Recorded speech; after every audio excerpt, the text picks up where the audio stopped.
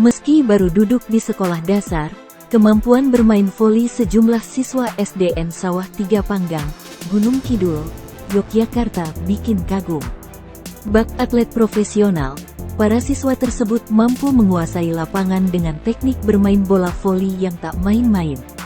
Kemampuan para siswa SD tersebut viral di TikTok usai diunggah oleh akun @endarsa, Jumat, tanggal 1 September tahun 2023. Dalam unggahan tersebut tampak dua tim siswa laki-laki yang sedang bermain voli di lapangan sekolah dengan mengenakan seragam olahraga. Di luar prediksi, ternyata siswa-siswa tersebut sudah begitu mahir bermain voli.